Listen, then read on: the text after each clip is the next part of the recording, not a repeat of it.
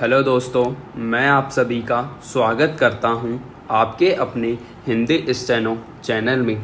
दोस्तों, आप हमारा टेलीग्राम ग्रुप ज्वाइन कर लीजिए, जिसमें आपको रोज़ाना की मैटर की पीडीएफ आसानी से मिल जाएगी, जिसका लिंक डिस्क्रिप्शन में दिया हुआ है। तो अब डिक्टेशन स्टार्ट करते हैं। डिक्टेशन स्टार्ट होगी 5 सेकंड बाद। स्टार्ट। भारतीय संविधान के भाग 4 के अंतर्गत अनुच्छेद 44 के अनुसार भारत के समस्त नागरिकों के लिए एक समान नागरिक संहिता का प्रावधान है। इसका व्यावहारिक अर्थ यह है कि भारत के सभी धर्मों के नागरिकों के लिए एक समान धर्मनिरपेक्ष कानून होना चाहिए। संविधान के संस्थापकों ने राज्य के नीति निदेशक तत्व के माध्यम से इसको लागू करने की जिम्मेदारी बाद की सरकारों को हस्तांतरित कर दी थी। समान नागरिक संहिता के अंतर्गत का व्यक्तिगत कानून, संपत्ति संबंधी कानून और विवाह, तलाक तथा गोद लेने से संबंधित कानूनों में भिन्नता पाई जाती है। भारत विविधताओं से परिपूर्ण देश है।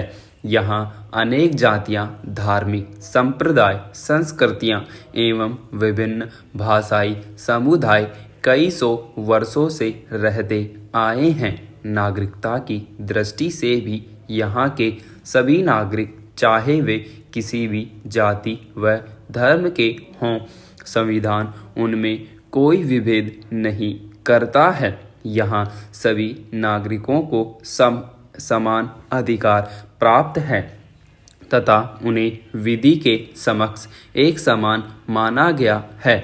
इसी प्रकार उन्हें आजीविका इत्यादि के लिए समान अवसर उपलब्ध कराए गए हैं। भारतीय दंड संहिता में विभिन्न प्रकार के अपराध एवं उनके लिए दंड की व्यवस्था है। यह संहिता किसी व्यक्ति विशेष को उसके धर्म, जाति अथवा संप्रदाय के आधार पर कोई छूट प्रदान नहीं करती है। विविधता में एकता के अनेक उदाहरणों के बावजूद अब भी हमारे देश में विभिन्न जातियों, धर्मों एवं संप्रदायों के लोग संपत्ति के स्वामित्व, उत्तराधिकार, नाबालिगों के संरक्षकत्व, बच्चों को गोद लेने, विवाह, तलाक आदि अनेक सामाजिक मामलों में अपने विशिष्ट कानूनों एवं परंपराओं को ही मानते आ रहे हैं। इस वैविध्यपूर्ण स्थिति को समाप्त करने तथा सभी प्रकार के मामलों को एक प्रकार के कानून में आच्छादित करने के लिए समान नागरिक संहिता की मांग काफ़ी समय से की जा रही है। सितंबर 2019 में कहा गया कि सरकार समान नागरिक संहिता लागू करने में असफल रही है। सर्वोच्च न्यायालय का कथन समान नागरिक संहिता की आवश्यकता को अभिव्यक्त करता है। संविधान के निर्माण के समय भारत के राज्य क्षेत्र की वैविध्यपूर्ण स्थिति पर विशेष ध्यान देते हुए संविधान में कई व्यवस्थाएं की गई थी। इसी को ध्यान में रखते हुए संविधान के अनुच्छेद 14 से 18 में समानता के मूल अधिकारों को प्रत्याभूत किया गया है। इन अनुच्छेदों में यह भावना निहित है कि राज्य किसी व्यक्ति के साथ धर्म, मूल, वंश, लिंग, जाति तथा निवास के आधार पर कोई विभेद नहीं करेगा। इतना ही नहीं, भारत में निवास करने वाले धार्मिक तथा भाषाई अल्पसंख्यकों को भी अपने धर्म, भाषा, लिपि एवं संस्कृति के संबंध में अनुच्छेद 25 से 28 में कई अधिकार दिए गए हैं। संविधान में समानता तथा धार्मिक एवं भाषाई स्वतंत्रता के अधिकार प्रत्याभूत करने के बावजूद यह अनुभव किया गया था कि भारत के राज्य क्षेत्र के निवासियों के लिए एक समान कानून हो तो यह भारत की एकता एवं अखंडता के लिए और भी उत्तम होगा। समान नागरिक संहिता की आवश्यकता पर संविधान सभा में प्रस्ताव प्रस्तुत किया गया था तथा उस समय इस पर काफ़ी बहस भी हुई थी। समान नागरिक संहिता का मुख्यतः दो आधारों पर विरोध किया गया था। समान नागरिक संहिता से संविधान के अनुच्छेद 25 तथा प्रत्याभूत धार्मिक स्वतंत्रता के मौलिक अधिकार का अतिलंघन होगा।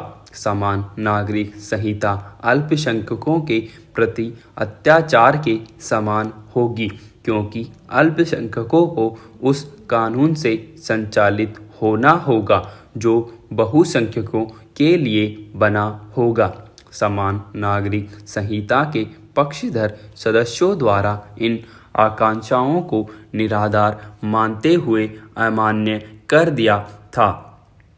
पहले आधार के संदर्भ में कहा गया कि समान नागरिक संहिता किसी भी तरीके से अनुच्छेद 25 द्वारा प्रत्याभूत धार्मिक स्वतंत्रता के मूल अधिकार का उल्लंघन नहीं करती क्योंकि अनुच्छेद 25 का खंड 2 विशेष रूप से खंड 1 में अंतर्विशिष्ट धार्मिक स्वतंत्रता की प्रत्याभूति से धार्मिक प्रथाओं से संबंधित धर्मनिरपेक्ष क्रियाकलापों को बचाता है।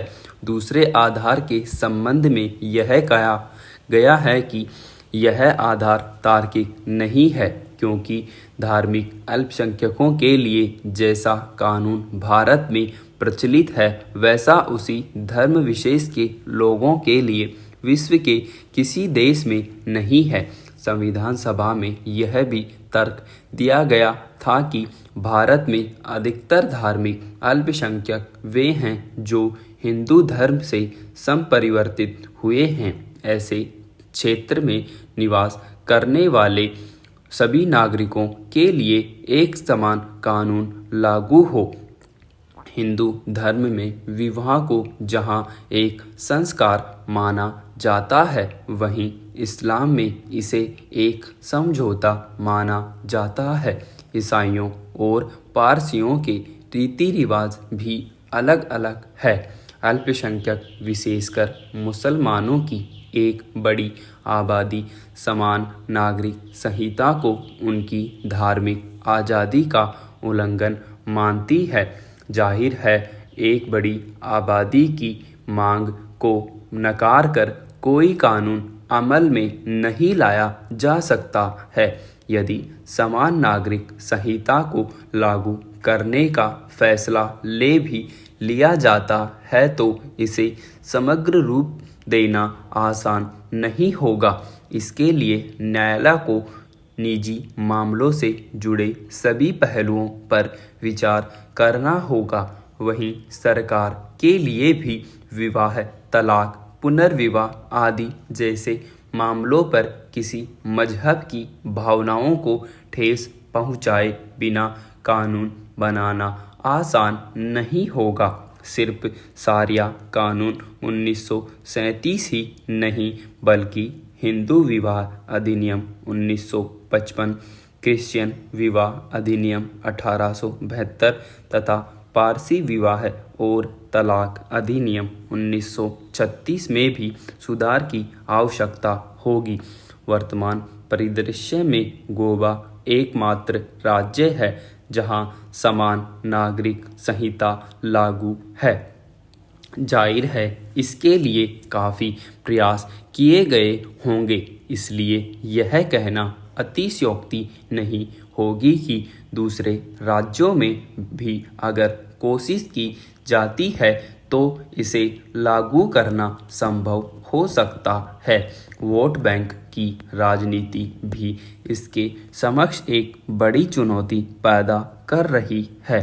एक राजनीतिक पार्टी जहां समान नागरिक संहिता को अपना एजेंडा बताती है वहीं दूसरी पार्टियों पार्टियां इसे अल्पसंख्यकों के खिलाफ सरकार की राजनीति बताती है। विराम।